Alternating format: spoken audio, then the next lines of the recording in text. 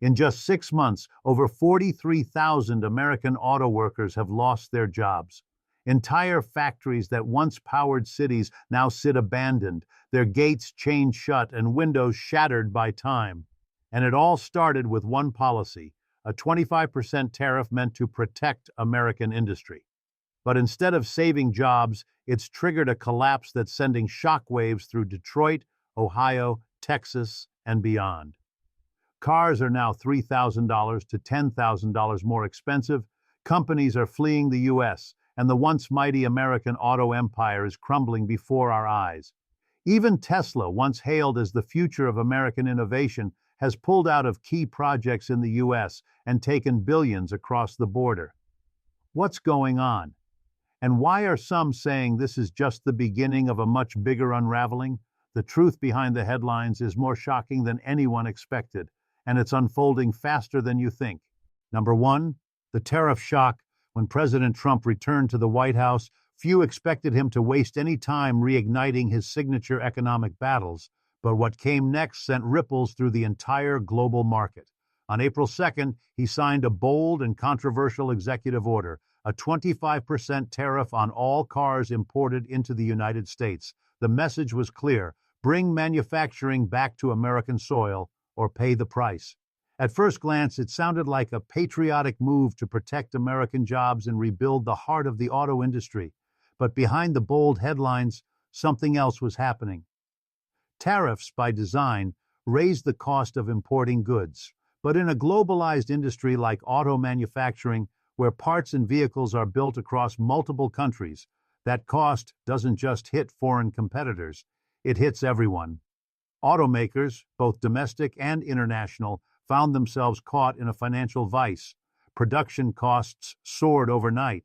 Supply chains were thrown into chaos, and companies scrambled to either absorb the hit or pass it directly to the consumer.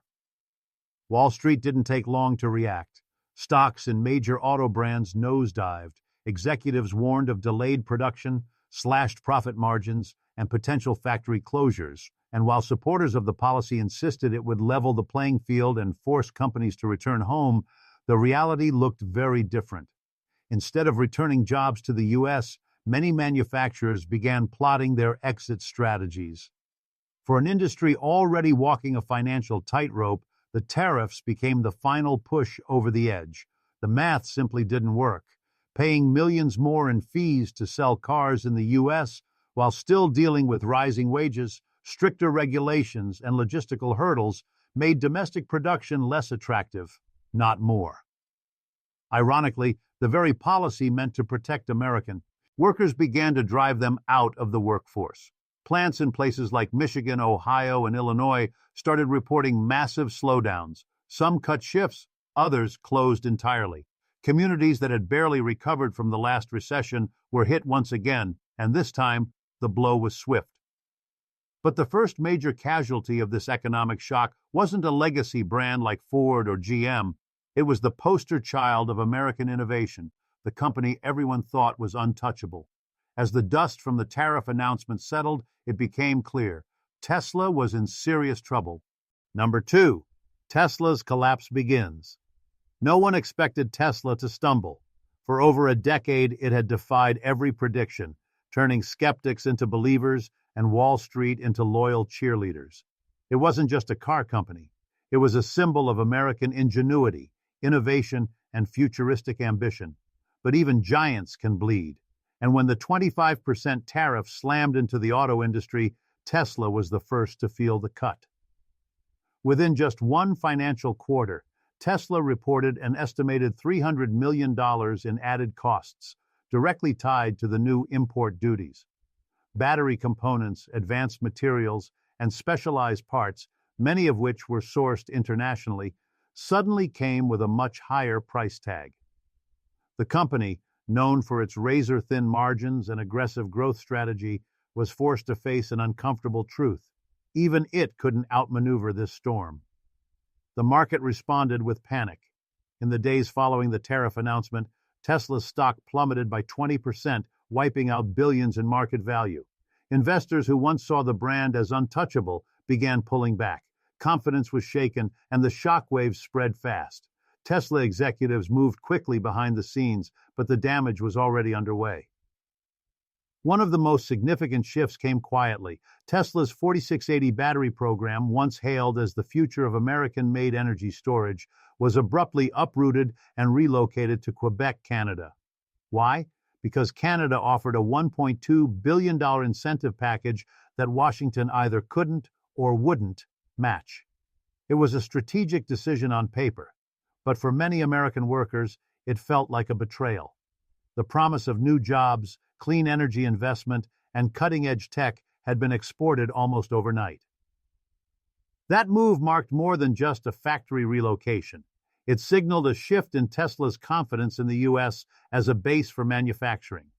Suddenly, the same company that had symbolized American disruption was quietly retreating from its own backyard.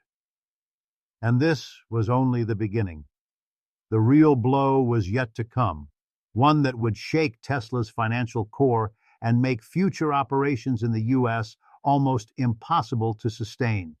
It wasn't a product failure, it wasn't competition.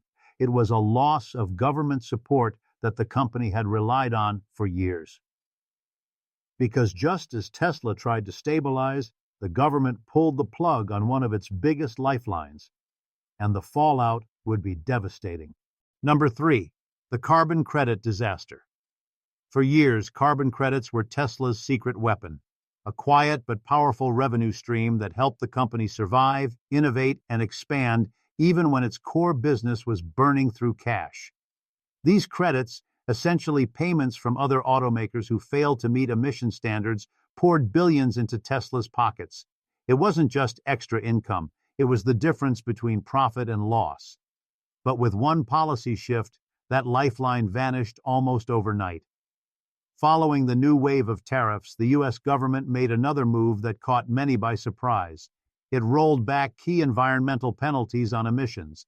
That meant fewer automakers needed to buy carbon credits. And suddenly, Tesla's most reliable source of revenue dried up. In a single financial cycle, the company saw nearly $2.8 billion in expected income disappear. The timing couldn't have been worse. Already struggling under the weight of increased manufacturing costs from the tariffs, Tesla was now watching its financial safety net unravel. Investors who once shrugged off Tesla's aggressive spending habits began asking serious questions. Without carbon credits propping up the books, how long could the company keep its ambitious projects alive? The impact hit fast. Hiring freezes were quietly implemented, expansion plans slowed, and whispers began to grow louder within the company, not just about cutbacks, but about whether Tesla's American operations were even sustainable anymore. Internally, morale plummeted. Employees who once saw themselves as part of a bold mission now feared layoffs. In cities where Tesla had promised job growth and economic revival, frustration turned to anger. Local officials who had invested public funds and resources into Tesla's future felt abandoned. To them, it wasn't just about lost money, it was about broken promises. And for CEO Elon Musk, the narrative began to shift. No longer the maverick innovator shaking up the status quo, he was now facing criticism from both political parties. Some accusing him of selling out to foreign incentives, others blaming him for mismanaging risk. But regardless of who was at fault, the numbers didn't lie. The loss of carbon credits exposed just how fragile Tesla's financial model had become. Without that revenue, even the world's most hyped electric vehicle company was vulnerable. And if Tesla couldn't survive in the new American economy, what chance did anyone else have? Number 4, Cadillac's prestige crumbles. For decades, Cadillac wasn't just a car brand, it was a symbol of American success. Owning a Cadillac meant you had arrived. It stood for status, luxury, and pride, with generations of families growing up idolizing the sleek chrome and powerful engines.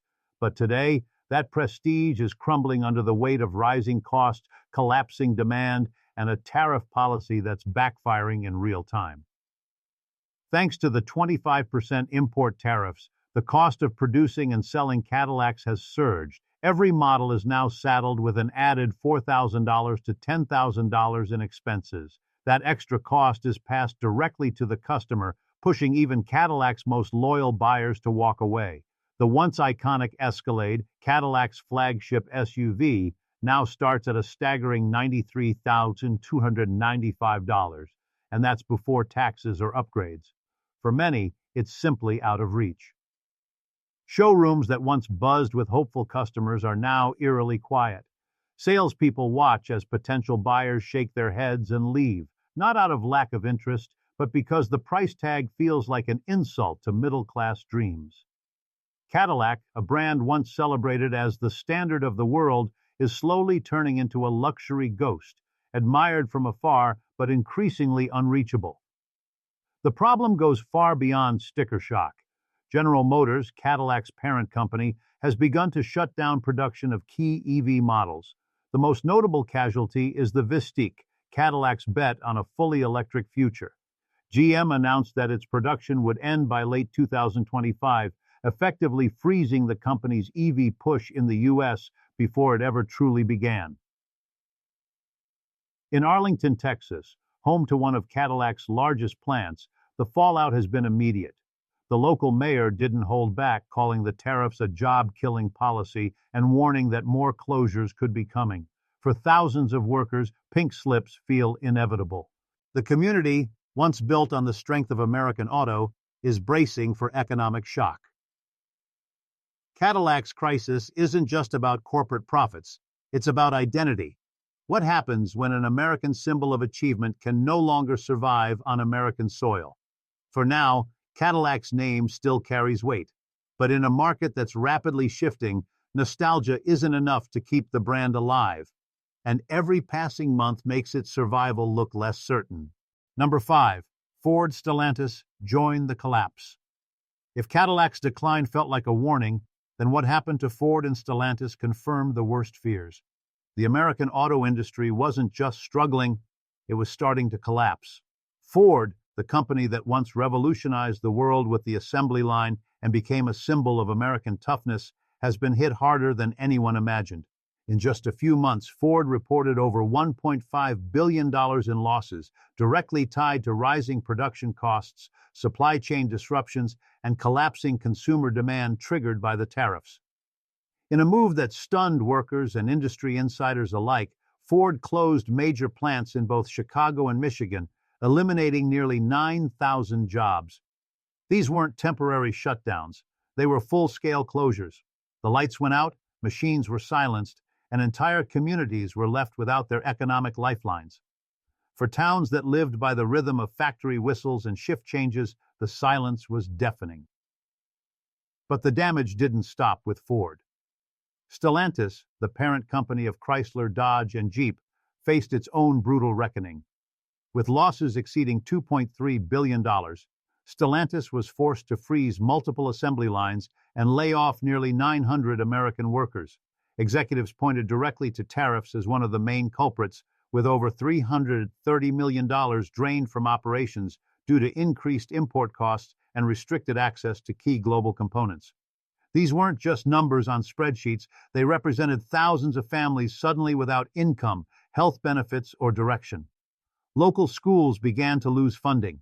Small businesses, once reliant on steady foot traffic from plant workers, began shuttering their doors. Churches, diners, and hardware stores all felt the ripple effects. What was once a tightly woven fabric of American industry began to unravel, one thread at a time. Ironically, the very policies meant to protect American jobs were accelerating their disappearance. Stellantis officials warned that if nothing changed, large-scale U.S. production could become unsustainable.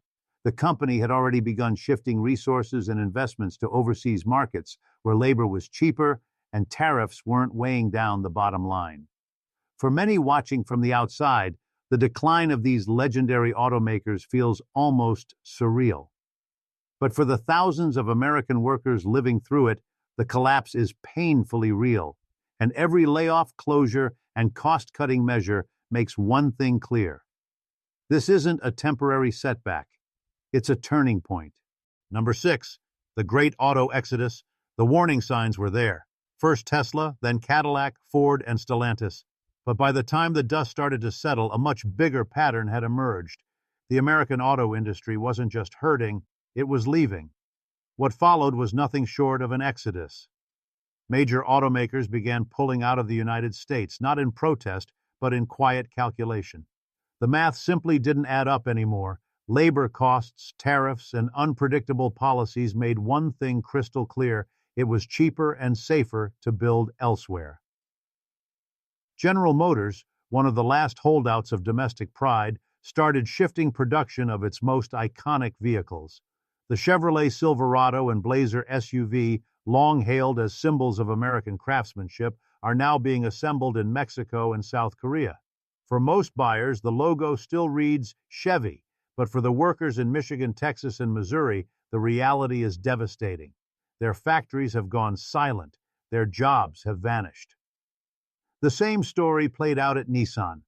The company had once touted big plans to expand its U.S. operations, especially in Tennessee, but those plans were scrapped.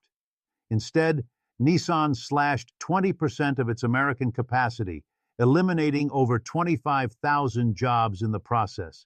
Cities that had welcomed the automaker with open arms now faced a bleak future of empty lots, boarded-up homes, and declining schools. Why the retreat? One word: costs. Producing vehicles overseas can reduce labor expenses by up to 70%, and no tariff or incentive package from Washington has been able to reverse that advantage. These companies aren't acting out of spite, they're acting out of survival.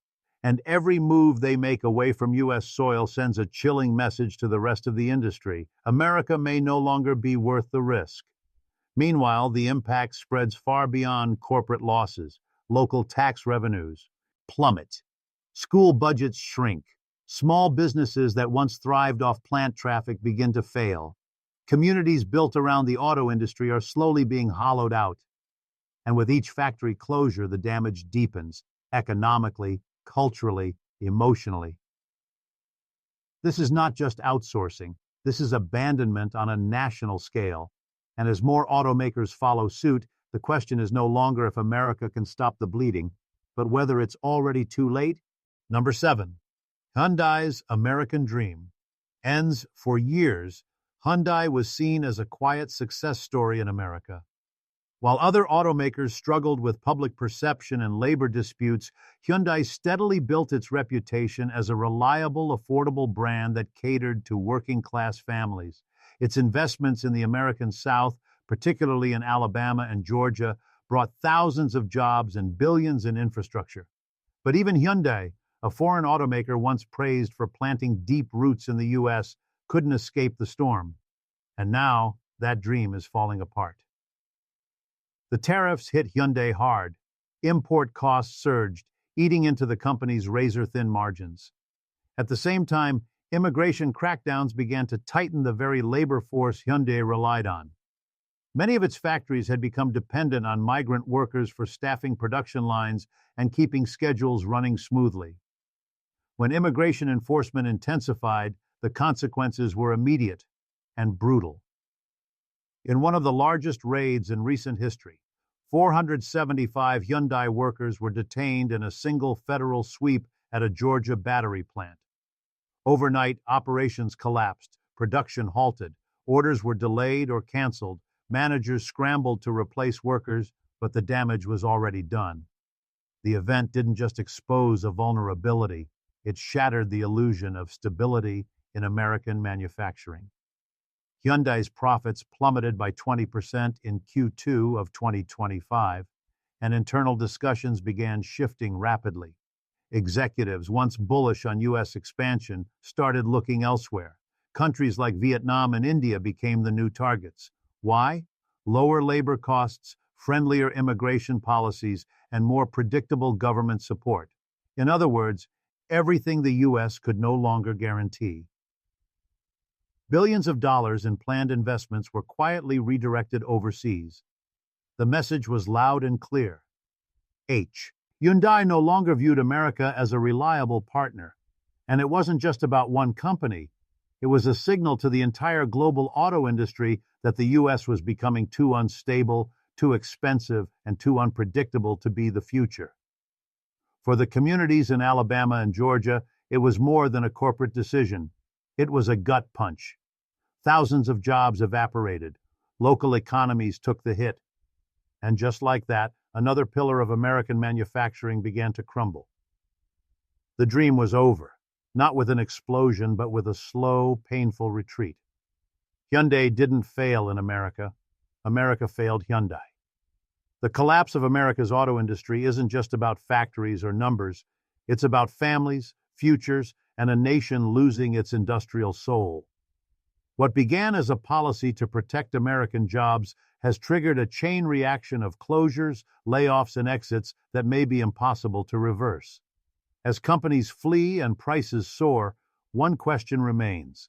Can America reclaim what it's losing, or is this just the beginning of a permanent shift? If you found this eye-opening, make sure to subscribe, hit the notification bell, and stay tuned. Because what's coming next might be even more shocking